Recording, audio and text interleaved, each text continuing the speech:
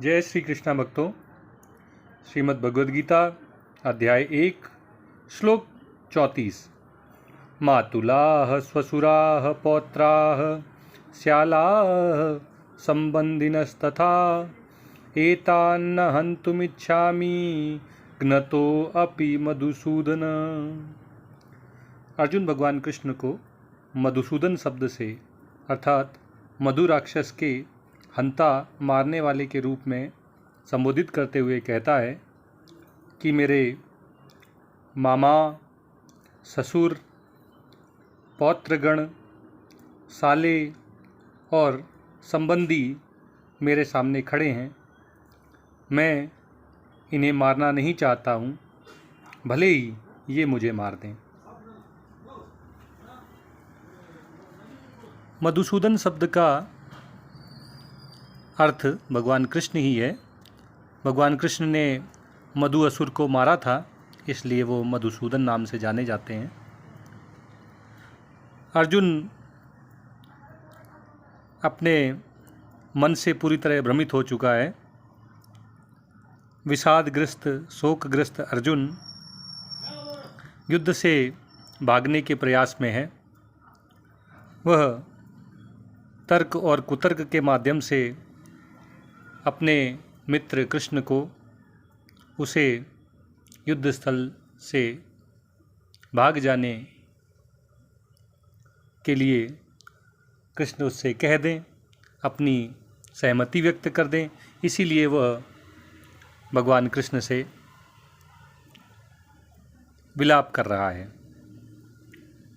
33वें श्लोक में जहाँ उसने कहा था कि उसके आचार्य, उसके चाचा ताऊ, उसके पुत्र और उसके पितामह इस युद्ध में आकर उसके सामने खड़े हुए हैं, वे अपने धन और प्राण त्यागने पर भी संकोच नहीं कर रहे हैं।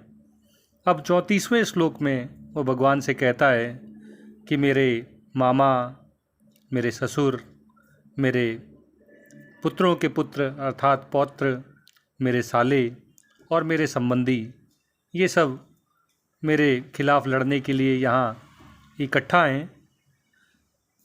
ये सब मेरे ही संबंधी, मेरे ही मित्र हैं, अतः मैं इनको मारने की इच्छा नहीं करता हूँ, भले ही मैं इनके द्वारा मार दिया जाऊँ। अर्थात भले ही ये मुझे मार दें, लेकिन मैं इनको मारना नहीं चाहता हूँ। भगवान कृष्ण परमात्मा के रूप में सभी प्राणियों में स्थित हैं। सभी प्राणियों के हृदय में वो परमात्मा रूप में वास करते हैं। अतः अर्जुन के मन में उठ रही इच्छा भगवान कृष्ण पहले ही परमात्मा रूप में जानते हैं। फिर भी भगवान अंतर्यामी परमात्मा रूप में साक्षी की भूमिका निभाते हैं और प्रत्येक प्राणी क्या इच्छा करता है इसको साक्षी भाव से ही देखते रहते हैं, जब तक कि वह व्यक्ति भगवान से कोई याचना, विनती या कुछ मांग नहीं ले। जब कोई भगवान से प्रत्यक्ष रूप से कुछ मांगता है या अपने मन में भगवान के प्रति समर्पण, प्रेम, भक्ति मांगता है, तभी भगवान उसकी इन इच्छाओं को पूरा करने के लिए प्रयासरत होते हैं। अन्यथा भगवान साक्षी रूप में ही उसे अपने मन की इच्छाएं करने देते हैं। अब चूँकि भगवान से अर्जुन ने अभी तक उसका निर्देशन करने के लिए नहीं कहा है, इसलिए भगवान साक्षी भाव से उसकी सब बातें सुन रहे हैं।